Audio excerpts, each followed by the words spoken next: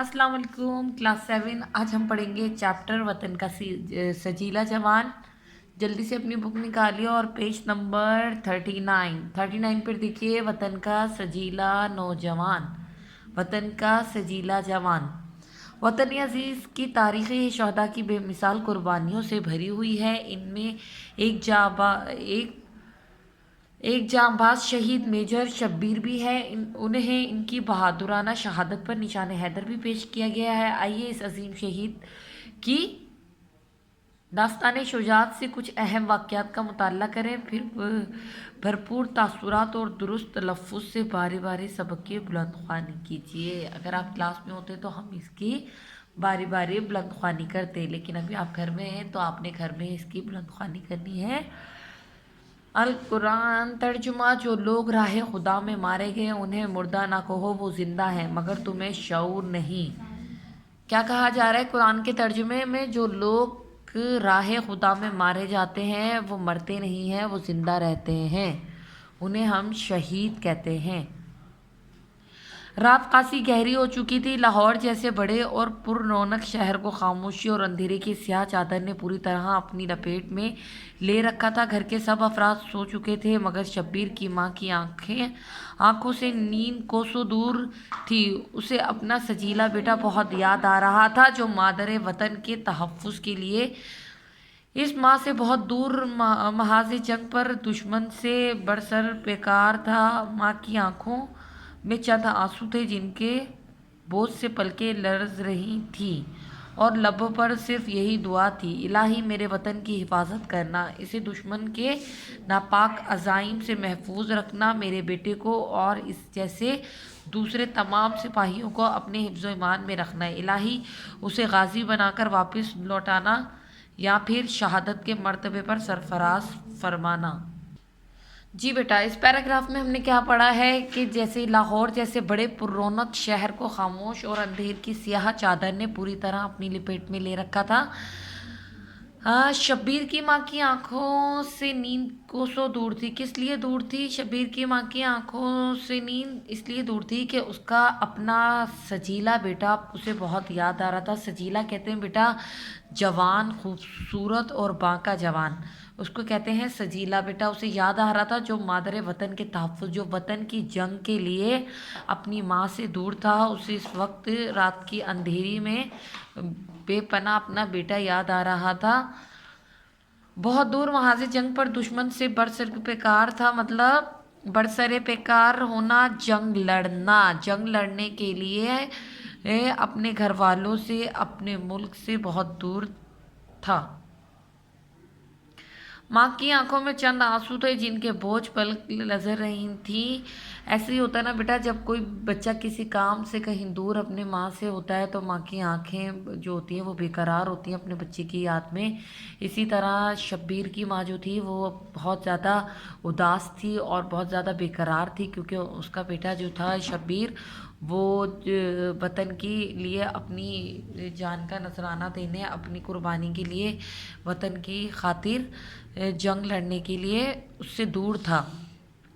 वो अपने बेटे के लिए दुआ करती थी, उसके हिफ्ज़ मान की दुआ कर रही है। उसकी माँ जो है वो अपने बेटे सजीले बेटे के लिए उसकी हिफाजत की दुआ करती है कि इसी जैसे दूसरे सिपाहियों के लिए भी दुआ करती है कि मेरे बेटे की तरह और जो वतन के लिए अपनी कुर्बानियाँ देने गए हैं, जंग लड़ने गए हैं, उन सब के बच्चों को अल्लाह ताला महफूज रखे और उन्हें कामयाब होकर लौटाए, या तो उन्हें शहादत का मर्तबा मिले या फिर अल्लाह ताला उन्हें अपने हिफ्ज़ मान में रखे, गाजी बनाकर भेजे। उसकी माँ क्या दुआ करती है? या तो मेरे बेटे को गाजी बनाकर भेजे या फिर शहादत के मर्तबे पर फाइज कर भेजे। ठक ठक ठक दरवाजे पर तेज दस्तक की आवाज़ सुनकर माँ का दिल खुश्क पत्ते की तरह लरजने लगा। दरवाजे की ठक ठक ने इसके दिल की इस धक धक धक में बेतहाशा इजाफा कर दिया। कपकपाती आवाज़ से पूछा, कौन है? बाहर से भारी आवाज़ आई, मेजर शब्बीर का घर यही है क्या? माँ ने झट से दरवाज़ा खोल दिया और पूछा, हाँ वो मेरा बेटा है। कहाँ है मेरा बेटा? कैसा है? کیسا ہے وہ، تم کون ہو، تم اسے کیوں پوچھ رہے ہو؟ ماں نے ایک ہی سانس میں بہت سارے سوال کر ڈالے۔ سامنے کھڑے سپاہی نے نہایت باوقار انداز میں کہا، مبارک ہو ماں جی، آپ کے بیٹے نے وطن کی حرمت بچاتے ہوئے جام شہادت نوش کر لیا۔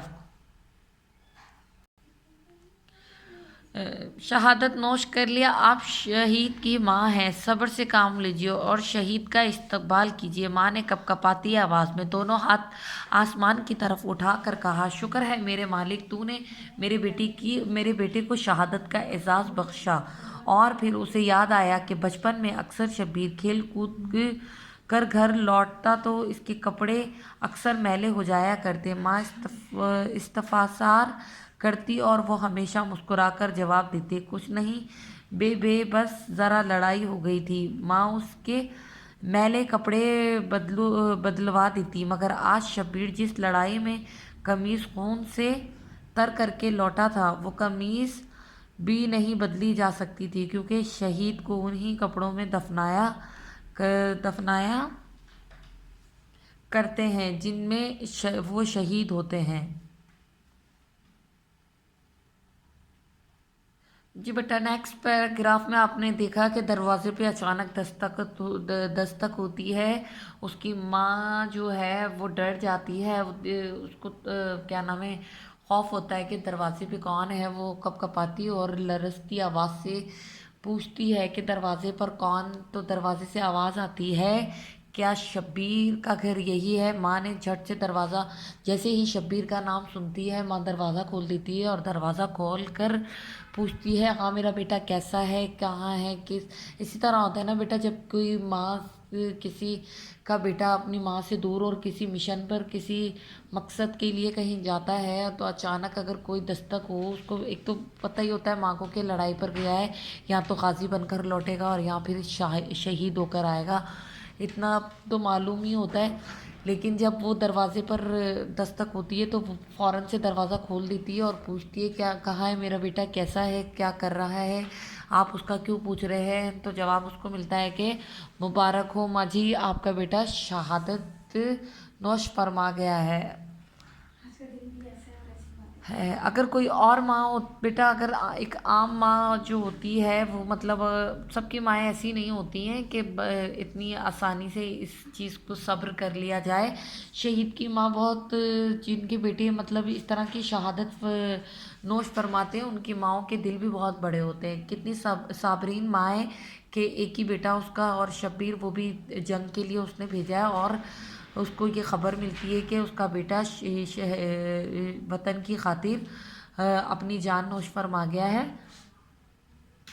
اس کے صبر کا آپ دیکھیے، کتنا صبر تھا اس کی ماں کے اندر کہ وہ یہ بات سننے کے بعد اللہ تعالیٰ کا شکر ادا کرتی ہے کہ اس نے اس کے بیٹے کو شہادت کا اعزاز بخشا۔ پھر اسے اپنے بیٹے کی بچپن کی یادیں یاد آ جاتی ہیں۔ ایسے ہی ہوتا ہے نا، جب ہم سے کوئی دور چلا جاتا ہے تو ہمیں پھر اس کے ساتھ گزارے ہوئے پل، اس کی یادیں ہمیں یاد آتی ہیں۔ اسی طرح شبیر کی ماں کو اس کا بچپن یاد آ جاتا ہے کہ بچپن میں جب وہ اس کے پاس باہر کہیں سے آیا کرتا تھا تو اپنے کپڑے میلے کر خراب کر لے کر آ جاتے تھے۔ جب اس کی ماں اس سے پوچھتی تھی کہ کیا ہوا تو پھر وہ جواب دیتے تھے کہ لڑائی ہو گئی تھی۔ ماں اس کے میلے کپڑے بدلوا دیتی، مگر آج شبیر کہتے ہیں جب شہید ہو جاتے ہیں، شہید جس لباس میں شہید ہوتے ہیں انہیں اسی لباس میں دفنانا ہوتا ہے۔ لیکن آج اپنی ماں کی آنکھوں کا اور اس کی ماں کا صبر دیکھیں، اس کا بیٹا جب ان کے پاس آیا ہے تو جو کپڑے ہیں وہ خون میں لت پت ہیں، اور ماں جو ہے وہ اس کو کپڑے بھی نہیں بدلا سکتی۔ کیونکہ شہید کو انہی کپڑوں میں دفنایا جاتا ہے۔ میجر شبیر شریف 28 اپریل 1943 میں پنجاب میں میجر محمد شریف کے یہاں پیدا ہوئے۔ ان کے والد صاحب بھی دیکھے بیٹا میجر ہی تھے، میجر محمد شریف۔ ان کے والد صاحب کا نام کیا ہے؟ میجر محمد شریف پیدا ہوئے۔ وہ بچپن سے ہی اپنے والد کی طرح فوج میں جانے کے خواہش مند ہوتے ہیں۔ ایسے ہی ہوتا ہے، جو بچہ جس گھر میں پیدا ہوتا ہے اس کی خواہش ہوتی ہے کہ وہ وہی بنے۔ اگر ڈاکٹر کا بچہ ہے تو وہ ڈاکٹر ہی بننے کی خواہش رکھتا ہے۔ وکیل، اگر کسی کے ابو وکیل ہے تو وہ چاہتا ہے کہ میں وکیل بنوں، اور کسی کے اگر والد اس کے فوج میں ہیں تو وہ چاہتا ہے کہ وہ فوجی ہی بنے۔ ان کے والد صاحب بھی جو تھے وہ میجر تھے. وہ بچپن سے ہی اپنے والد کی طرح فوج میں جانے کے خواہش مند تھے. وہ نہایت ذہین اور حاضر دماغ تھے. اسکول کے زمانے طالب علمی میں بھی وہ اپنی ان صلاحیتوں کی وجہ سے اساتذہ کی نظروں میں نہایت ممتاز رہے. وہ ہم نصابی سرگرمیوں میں بھی بڑھ چڑھ کر حصہ لیتے تھے اور خوب انعامات حاصل کرتے تھے. گھر پر مذہبی ماحول تھا، اس لیے مذہب سے محبت اور ان کی رگوں میں کوٹ کوٹ کر بھری ہوئی تھی. رگوں میں کوٹ کوٹ کر بھر ہونا کسی خوبی کا انسان میں بہت زیادہ ہونا. وہ نہایت بہادر اور جرات مند تھے. انہیں خطروں سے کھیلنا پسند تھا. وہ مزاج کے لحاظ سے مہم جو اور جنگ جو تھے. مہم جو دشوار کام کرنے والا، جنگ جو جنگ لڑنے کے لیے تیار رہنے والا. میجر شبیر نے 19 اپریل 1964 کو پاکستان ملٹری اکیڈمی کا کال سے کمیشن حاصل کیا اور پھر 7 سال تک پاک فوج میں مختلف حیثیتوں سے اپنی خدمات انجام دیتے رہے. جنگ 1965 میں بھی انہوں نے اپنی بہادری اور جواں مردی کے خوب جوہر دکھلائے. یہاں پر میجر شبیر کی خوبیوں کو بیان کیا جا رہا ہے کہ انہوں نے کس طرح سے تعلیم حاصل کی، کہ ان کے اندر کیا خوبیاں تھیں اور وہ کس طرح سے رہتے تھے، کیا ہے ان کے اندر. بڑھ چڑھ کر ہر سرگرمیوں میں، اسکول میں بھی اول آتے تھے اور ہر طرح کی سرگرمیوں میں حصہ لیتے تھے. تمام اساتذہ انہیں پسند کرتے تھے. دماغ کے بہت تیز تھے اور جرات پسند بھی تھے. ان کی رگوں میں کوٹ کوٹ کر جو تھی وہ بہادری اور جرات ان کی رگوں میں کوٹ کوٹ کر بھری ہوئی تھی. ان کے اندر بہت ساری خوبیاں تھیں. وہ مزاج کے جو تھے مہم جو اور جنگ جو. میں نے مہم جو ابھی آپ کو بتایا تھا، دشوار کام کرنے والا، مشکل سے مشکل کام کرنے والا اور ہر وقت جنگ کے لیے تیار رہنے والے تھے. مختلف حیثیتوں سے اپنی خدمت انجام دیتے رہے. جو میجر شبیر تھے وہ مختلف حیثیتوں سے اپنے کام کو انجام دیتے رہے ہیں اور اپنی بہادری کے جلوے خوب دکھاتے رہے.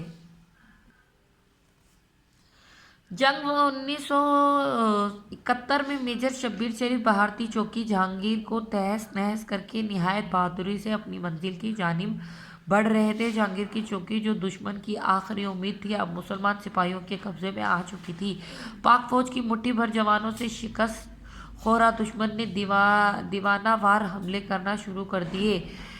شکست خور ہارا ہوا دیوانہ وار دیوانوں کی طرح کرنا شروع کر دیے. میجر شبیر نے جب دشمنوں کے حملوں کا زور دیکھا تو ایک توچی کی جگہ خود سنبھال لی اور دشمن پر کئی حملے کر کے دشمن کے کئی ٹینکوں کے پرخچے اڑا دیے.